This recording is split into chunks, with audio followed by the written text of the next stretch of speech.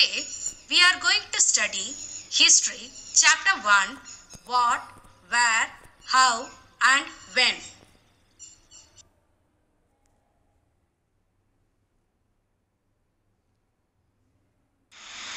Finding out what happened.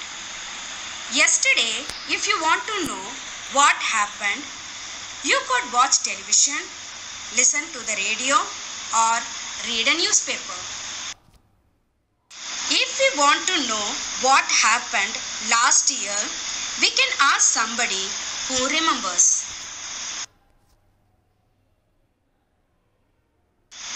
But if we want to know about long ago, let us see how it can be done.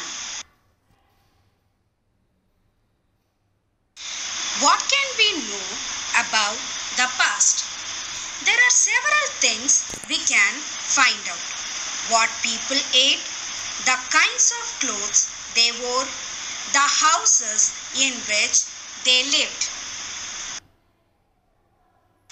We can find out about the lives of hunters, herders, farmers, rulers, merchants, priests, craftspersons, artists, musicians and scientists.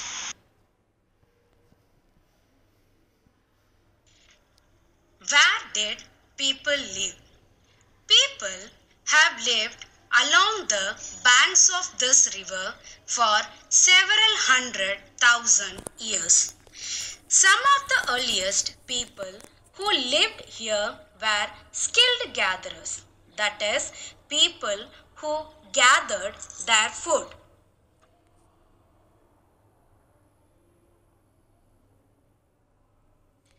Now find the Suleiman and Kirdar hills to the northwest. Some of the areas where women and men first began to grow crops such as wheat and barley about 8,000 years ago. Locate the Garo hills to the northeast and the Vindhya in central India. These were some of the other areas where agriculture developed. The places where rice was first grown are to the north of the Vindhyas.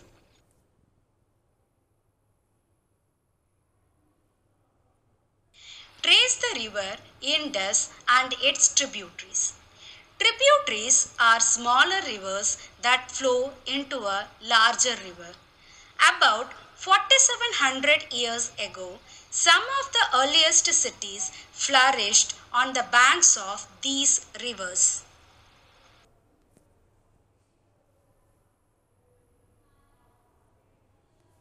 Locate the Ganga and its tributary called the Son.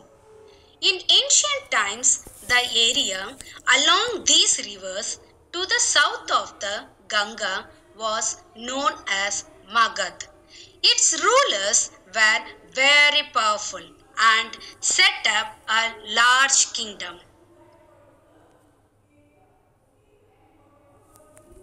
Throughout, people traveled from one part of the subcontinent to another.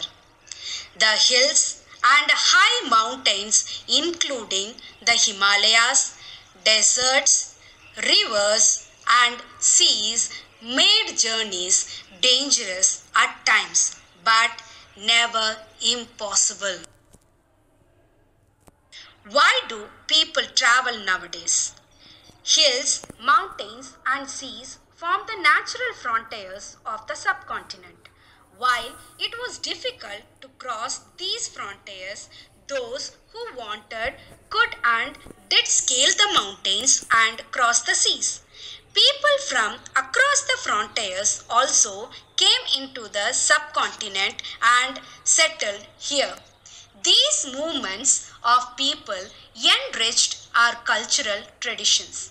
People have shared new ways of carving stone, composing music, and even cooking food over several hundreds of years.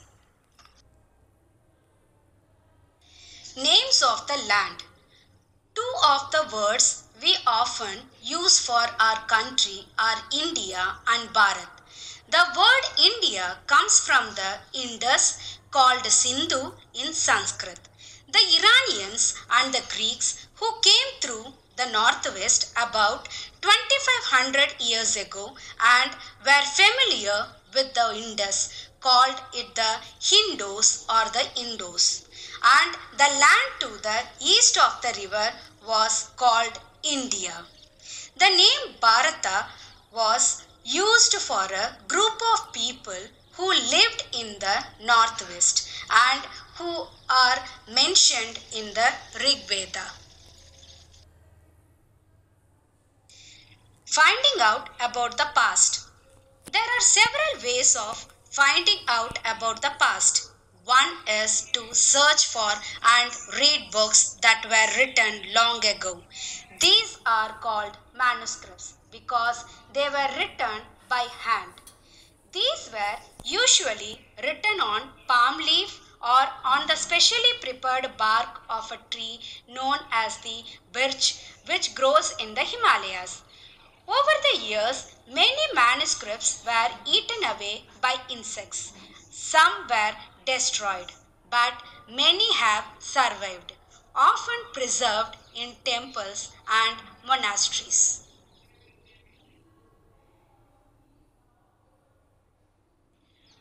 We can also study inscriptions. These are writings on hard surfaces such as stone or metal. Sometimes kings got their orders inscribed so that people could see, read, and obey them. There are other kinds of inscriptions as well, where men and women recorded what they did. For example, kings often kept records of victories in battle. There were many other things that were made and used in the past.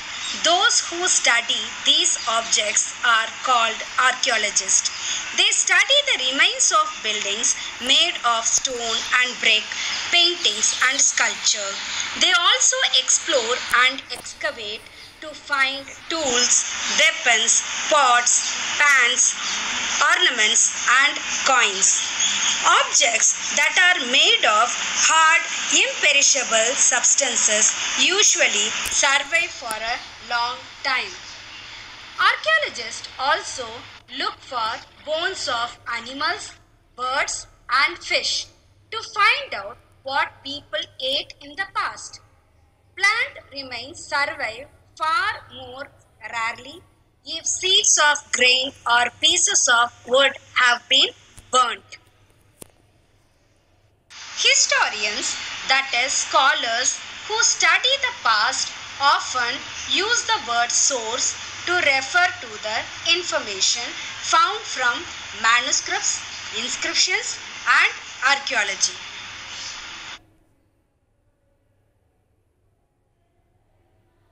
One past or many. Did you notice the title of this book, Our Past?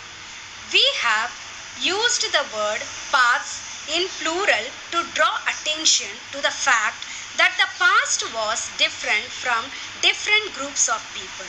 For example, the lives of herders or farmers were different from those of kings and queens. The lives of merchants were different from those of craftspersons and so on. It is true, even today, people followed different practices and customs in different parts of the country. For example, today, most people living in the Andaman Islands get their own food by fishing, hunting, and collecting forest produce.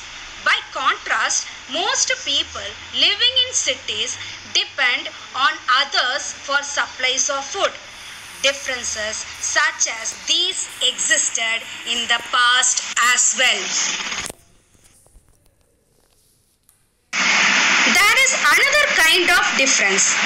We know a great deal about kings and the battles they fought because they kept records of their victories. Generally, ordinary people such as hunters, fishing folk, gatherers, farmers, or herders did not keep records of what they did. While archaeology helps us to find out about their lives, there is much that remains unknown. What do dates mean?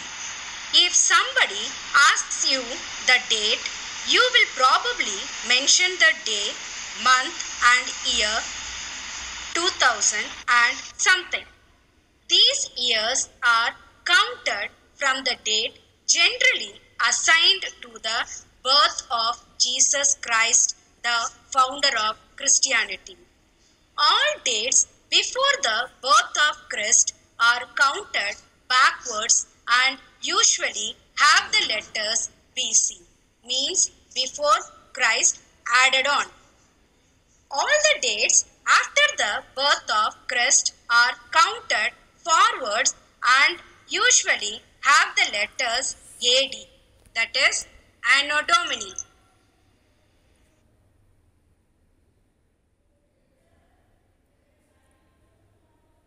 With that, we have come to the end of the chapter.